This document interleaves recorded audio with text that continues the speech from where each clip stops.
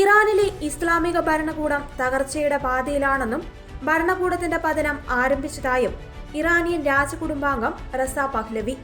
പേടിച്ചരണ്ട എലിയെപ്പോലെ Khamenei ഒളിത്താവളത്തിൽ അഭയം തേടിയിരിക്കുകയാണെന്നും ഖമേനിക്ക് ഇറാനു മുകളിലുള്ള നിയന്ത്രണം നഷ്ടപ്പെട്ടെന്നും പഹ്ലവി സമൂഹ മാധ്യമങ്ങളിൽ പങ്കുവച്ച വീഡിയോയിൽ പറഞ്ഞു. ഖമേനി നയിക്കുന്ന ഇസ്ലാമിക് റിപ്പബ്ലിക്കിനെതിരെ രാജ്യവ്യാപകമായ പ്രക്ഷോഭത്തിൽ അണിചേരുവാൻ ഇറാനിലെ സൈനികരോടും പോലീസുകാരോടും സർക്കാർ ജീവനക്കാരോടും റസ പഹ്ലവി ആവശ്യപ്പെട്ടു. ഖമേനിയുടെ യുദ്ധക്കൊതിക്കും വ്യാമോഹങ്ങൾക്കും ഇരകളായി ദ്രോഹിക്കപ്പെട്ട നിസ്സഹായരായ എല്ലാ പൗരന്മാർക്കും ഒപ്പമാണ് താനുള്ളത്. ചരിത്രത്തിലെ നിർണായക വഴിത്തിരിവാണിതെന്നും ഒരു ദുസ്വപ്നം എന്നേക്കുമായി അവസാനിപ്പിക്കുവാൻ രാജ്യവ്യാപക പ്രക്ഷോഭമാണ് വേണ്ടതെന്നും അദ്ദേഹം വ്യക്തമാക്കി.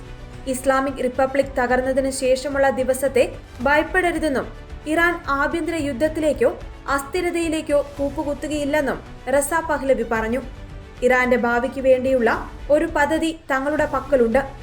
ഭരണകൂടം വീണതിന് ശേഷമുള്ള ആദ്യ 100 ദിവസങ്ങൾക്കുള്ളിൽ ഇറാനിയൻ ദേശീയ ജനാധിപത്യ സർക്കാർ സ്ഥാപിക്കുന്നതിന് തയ്യാറെടുത്തു കഴിഞ്ഞു.